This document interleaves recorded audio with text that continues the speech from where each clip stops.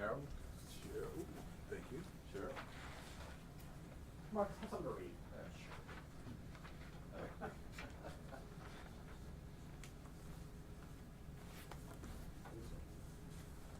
Okay, be kind. This is right. This is number one for him.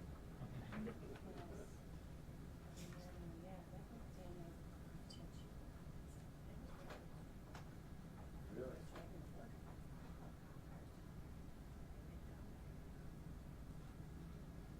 Alright, so begins to come in. No spectrum, right? Do they even say people anymore?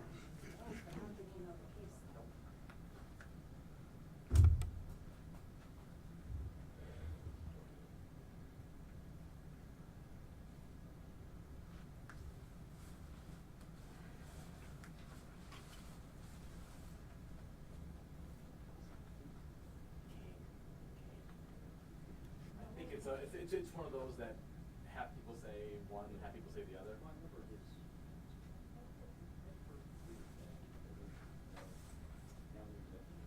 Oh, Years.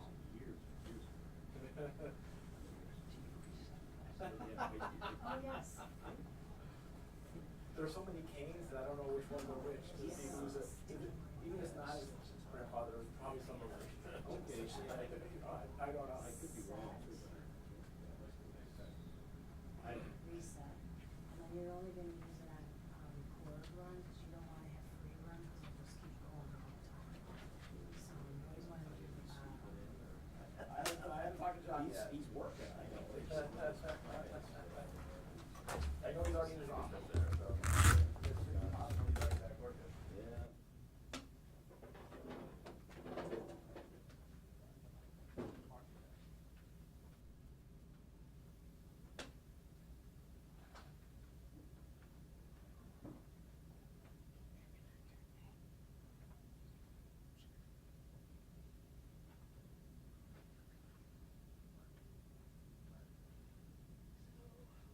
whenever you're live, or you're streaming, you have to turn channel 2 on, which this is channel 2. Channel 2 records on 184, and records on, or excuse me, 2 and 4. Because from where it's on the front, it's set on the front, and it's set on the front of channel 4. So when you're gonna do one of these, you have to shut it off to wireless, so that you don't record. Simple, So see how it's only going on, because we don't send back channels 3 and 4 to 0, and we send back 1 and 2. And when you have the shot going on, it interferes with this audio here, when you're trying to stream it or RAW or recording it. But then you have to remember to put it back up to the front, because the microphone's on the front. So you have it on the front. Channel 1 is on the rear.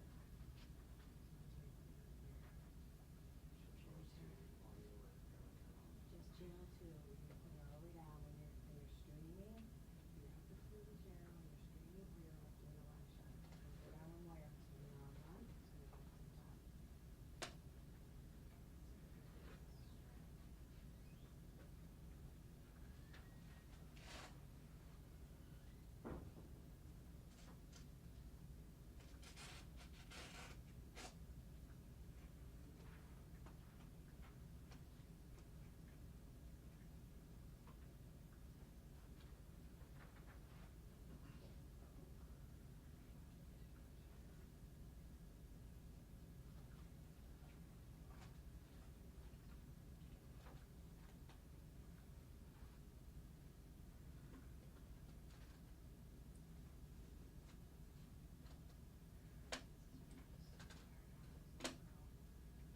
And you can do, just you can close that and you just have, usually you're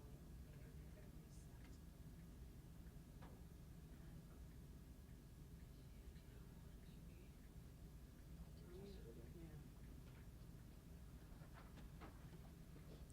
Yeah. 1, 2, 3.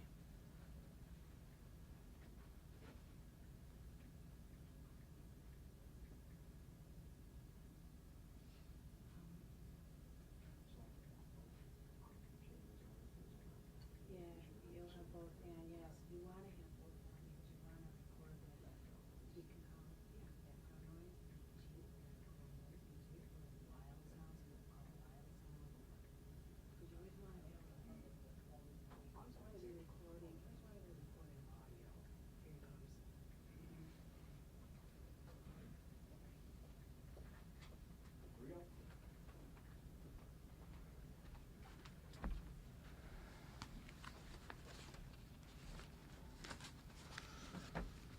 do the John White test for you guys.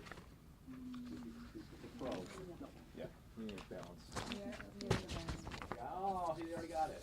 I got it. Did you guys get Just to give up practice. Is this it? Yeah. That's good, so we already got it. Can you, But we appreciate you. well, I appreciate you. Can I move the Channel 2 microphone, or is that going to be a disaster?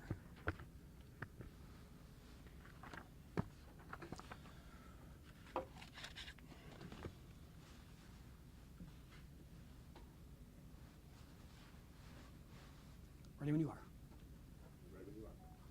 Good afternoon. Our office just completed a jury trial that was 4.5 years in the making. It involved 2 separate home invasions that happened in 2019. They were robberies that occurred in Tonawanda in the city of Buffalo about a month apart from each other. 3 people were murdered and 2 little girls were shot when they were attempted to be murdered.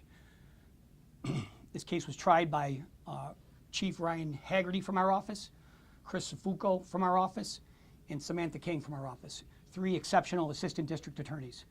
And we are pleased to announce that the jury found the defendants guilty of all 9 counts in the indictment. They were all 7 separate counts of murder and 2 separate counts of attempted murder. I will describe for you what happened in these horrible incidents. One happened on Ebling in the town of Tonawanda. That happened on August 27, 2019. And the other one happened on September 27, 2019 on Marac Street in the city of Buffalo. They're connected by one man who was the perpetrator in both cases and the gunman in both cases. His name is Ernest Green. On August 27, 2019 at 1:48 a.m. at 111 Ebling Avenue, 31-year-old Danielle Crotacci was murdered in her home in front of her 2 little girls, an 8-year-old daughter and an 11-year-old daughter. The killers then tried to kill the 2 little girls, but by the grace of God, both girls survived. Ernest Green and Danielle Rodriguez were the perpetrators of this crime, and they've both been convicted of various counts of murder. Rodriguez knew Danielle Crotacci prior to this incident happening. They were Facebook friends, and Danielle had just received a settlement in a workers' comp case of about $30,000. Unfortunately, Danielle posted that settlement on Facebook, and she even posted a photograph of some of the money, showing a lot of money that she had in her possession. And it is our contention that Green and Rodriguez were motivated to steal that money. They showed up at Danielle Crotacci's house at about 1:48 in the morning, and Rodriguez then tried to Facebook messenger her, and he also then tried to call her using Facebook. When she didn't pick up, they kicked in the door. They kicked in the door and they went into the living room where her 2 little girls were asleep on the couch under a blanket, and they went into the bedroom and they pulled Danielle out of the bedroom and brought her into the family room. Danielle was 31 years old at the time. She was sat on the couch next to her 2 little girls who were under a blanket. They threatened her. They told her that they demanded the money, and she begged for her and her daughter's lives, but they didn't listen. Ernest Green put a pillow over her head, and he put a bullet in the back of her head. He shot her in the back of the head, execution style, in front of her 2 little girls. He then fired 5 to 6 more shots at those 2 little girls as they were cowering under a blanket, and then he and Danny Rodriguez ran out the front door. The little girls, while the men were fleeing, these 2 little girls were playing dead. And when they eventually realized that they were gone for sure, they ran out and went to get help. The money was missing, there was jewelry missing, and Danielle Crotacci's phone was missing. The one little girl, the 11-year-old girl, was shot twice. She was shot once in the abdomen in a through-and-through shot, and she was shot once in the leg in another through-and-through shot. The other little girl, the 8-year-old girl, was shot 1 time in the neck. But luckily, both survived after some treatment, some serious treatment that was required. They both recovered from their physical injuries. Obviously, this is a traumatic incident, but they both recovered, and although both of these men were wearing masks, they were able to describe the incident and describe the perpetrators. They described 2 different size men. Green is quite a bit smaller than Rodriguez, and he was the one doing all the talking during this crime. And both little girls were able to come into court and describe what happened for the jury. And they described this terrifying nightmare that they went through. So that's the first case that happened on Ebling Avenue. The second case was on September 27th, exactly a month afterwards, at 2 o'clock in the morning. Another middle of the night home invasion. Green led this one as well. Green had 3 people with him at the time: Wayne Robbins, Cherie Bailey, and Marquise White. They were all friends. They'd all known each other for a little while, and they planned this armed robbery together. They broke into the home and they murdered Bethany Malloy and Shaquille St. John. Bethany Malloy was a 21-year-old young woman, and Shaquille St. John was a 26-year-old young man. Malloy was the former roommate of Ernest Green's girlfriend. And Cherie Bailey, who was the driver, and with Ernest Green and the 2 others, White and Robbins, Cherie Bailey was also friends with Ernest Green's girlfriend. She called her best friend. And Cherie Bailey also knew Shaquille St. John, the other man that was murdered in that home that night. Malloy had also been scheduled to receive a personal injury settlement that was going to be between $90,000 and $100,000, and she had been telling people that on the street. She had told Cherie Bailey that, and so that's what they were planning on doing. They were going to go to the house and they were going to rob that money from Bethany Malloy. Bailey drove the green Ford Escape that was used primarily by Ernest Green. That's actually the same vehicle that was used in the Ebling homicide. That's what Green and Rodriguez drove to Ebling a month earlier, and that was an important fact and an important piece of evidence that that same vehicle was used. The 4 of them pulled up near the house right in front of it, and they just passed it a little bit. Bailey was driving and she parked the car. They had discussed the robbery in the vehicle before they went in. Green, Robbins, and Marquise White got out of the vehicle and went into the house. Cherie Bailey never went into the house, and we have independent phone evidence, cell phone location data that proves that she didn't go into the house. Instead, so what happened was Marquise White and Wayne Robbins waited in the front of the house, and Ernest Green went down the driveway. He went in through a bathroom window that was just past a side door to that house. He climbed in the bathroom window, and then he came around and he opened up the door and let Robbins and White into the house. Green then went into the bedroom where Bethany Malloy and Shaquille St. John were presumably sleeping. They were in the bedroom, and Green starts screaming at them, "Where's the money? Where's the drugs?" And he's screaming that as he's chasing Shaquille St. John around the house. Marquise White testified in this trial, as did Cherie Bailey, and I'll get into that in a second. But that's how we know what happened in the house. Marquise White's testimony.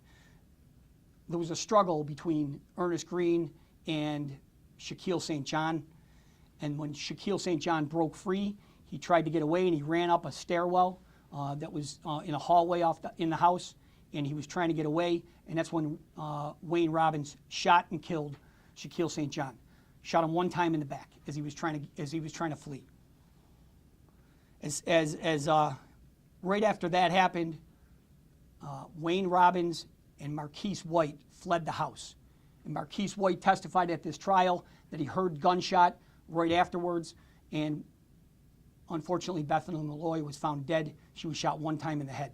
Ernest Green was the only person in the house at the time. Robbins and White and Green all fled and went back into the car where Cherie Bailey was waiting, and both Cherie Bailey and Marquise White testified that when they got back into the car, Ernest Green admitted that he shot and killed Bethany Malloy. And then they fled. As I mentioned, the only witnesses in the house in the Marac murders were the 4 people that showed up to do that robbery. We convinced Cherie Bailey to testify at the trial. She did. She testified and corroborated what we had proved by a lot of circumstantial evidence, which I'll describe in a second. And Marquise White also agreed to testify at trial, and he filled in what Cherie Bailey couldn't because he was actually inside the house. So this case was put together. Well, really, it started, the big break in the case happened about a week later on October 5th, 2019. On Marilla and Hopkins, there was a car accident, and there were 4 people in the car. At the time, right before the car accident, Ernest Green and Wayne Robbins were in the car, along with Cherie Bailey and Marquise White. All 4 of these, the same people that were at the home on Merrimack. Ernest Green, they parked the car right near Marilla and Hopkins. Ernest Green gets out of the car, and then the 3 people that are still in the car, Wayne Robbins, Cherie Bailey, and Marquise White, are shot at. The car is lit up with gunfire. Ernest Green isn't in the car. That resulted in 2 of them being shot. Cherie Bailey was struck twice by gunfire. White was badly injured. He was struck in the head, and he remained in a vegetative state for a long time, and Wayne Robbins was not struck. But after that incident happened, that was the same Ford Escape that was used in the other 2 home invasions, where these 3 people were murdered. That car was recovered. There was evidence obtained from that car, including a cell phone, and it really started off this investigation in a much stronger way than it had been to date. So I want to talk a little bit about the investigation, because this is an example of some spectacular collaboration by a number of different agencies and people in this community. And we have great law enforcement and great partners in this community. In addition to our lawyers, we have confidential criminal investigators that were involved in this case and did a tremendous amount of work. We have victim witness advocates that held the hands and supported the families of these victims all the way through the last 4.5 years. And we had a number of other support staff involved in helping us put this case together. In addition to our staff, the Buffalo Police Department was dogged in their determination and their investigation, as was the town of Tonawanda Police Department. We had support from the United States Secret Service. We had support from the FBI, from the ATF, from the Erie Crime Analysis Center here in Erie County. It's a unique and invaluable operation that we have that provides support to us, especially in the technical and digital evidence that we use in a lot of these cases. We had support from the U.S. Attorney's Office and also from the Erie County Sheriff's Department.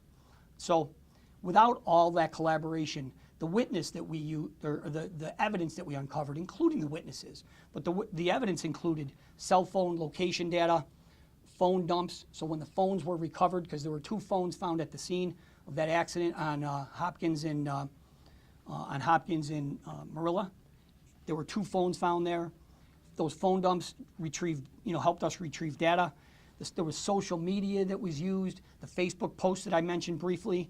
There was video footage. There's license plate readers all across the county that ended up being significant evidence for us in starting the investigation. And then, of course, there are admissions and statements made by the people involved in these crimes.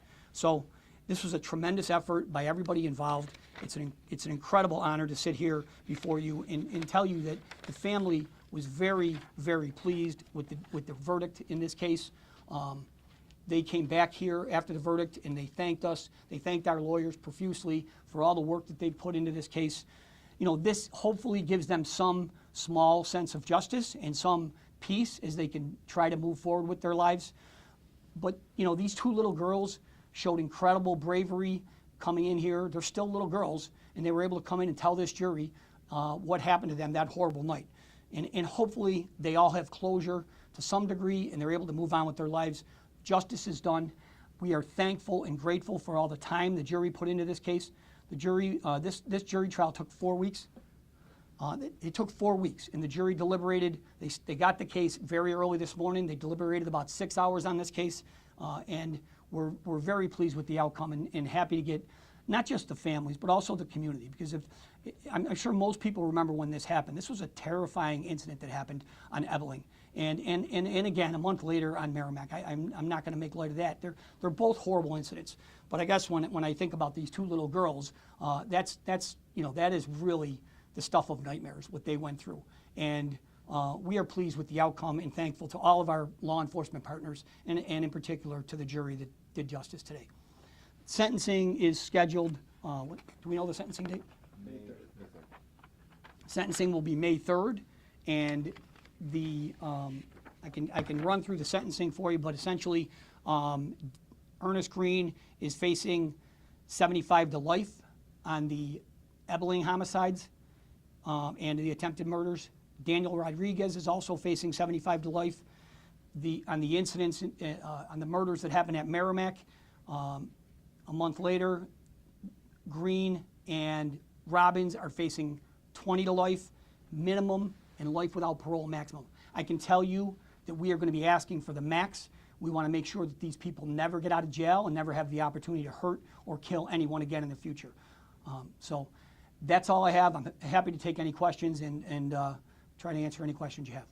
How are Danielle's two young girls doing now today?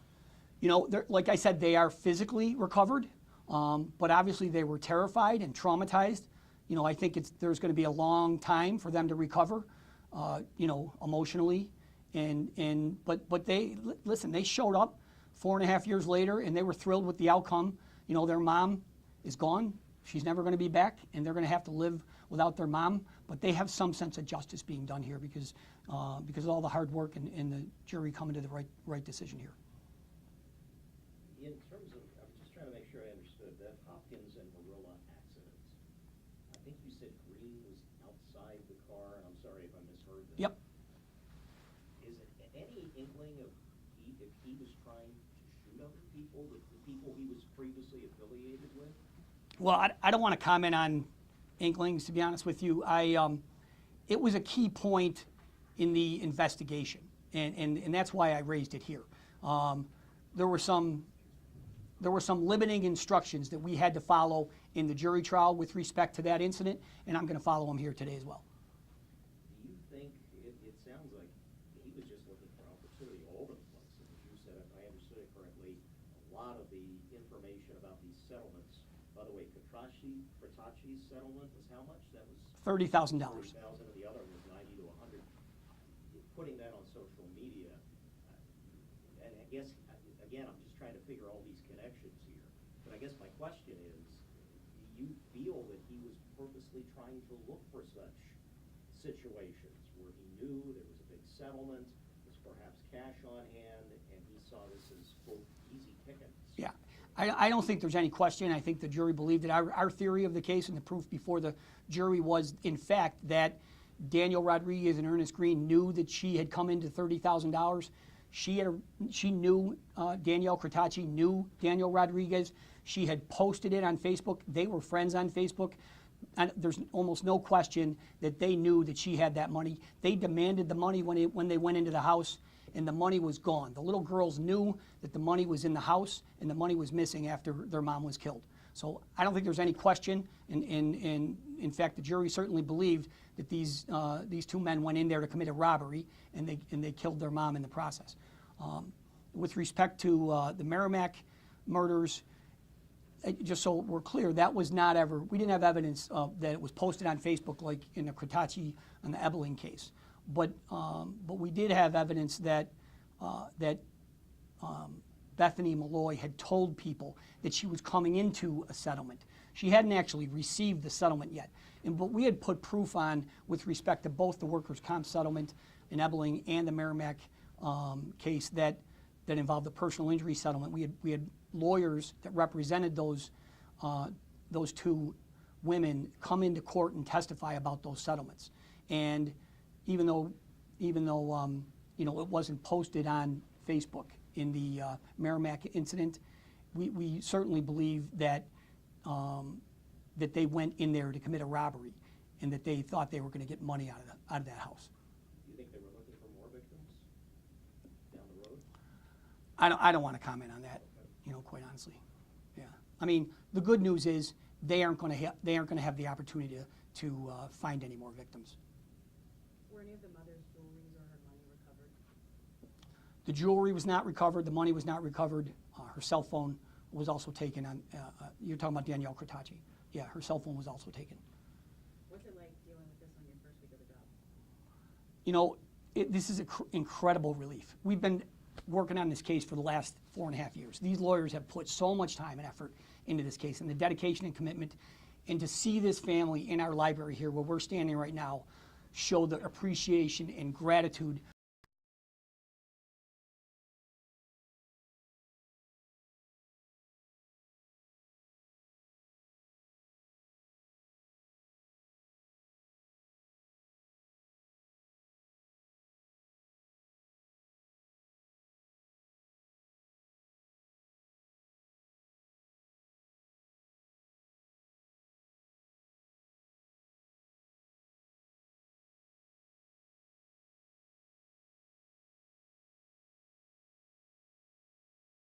Well, I think the proof established that. And, you know, I will say one other thing. The people that do this work, that we work with, that we are privileged to work with on a daily basis, the reason we do it, we're public servants, but the reason we do it and we show up every day and we do it is because of what we were able to accomplish here today for this family. There were probably 15 or 20 people here in our library about an hour ago, and they were very, very pleased with the outcome. You know, we can never bring back their loved ones, as you all know, but at least we got them justice and we got them some closure. Anything else? Thank you. Thank you, everybody.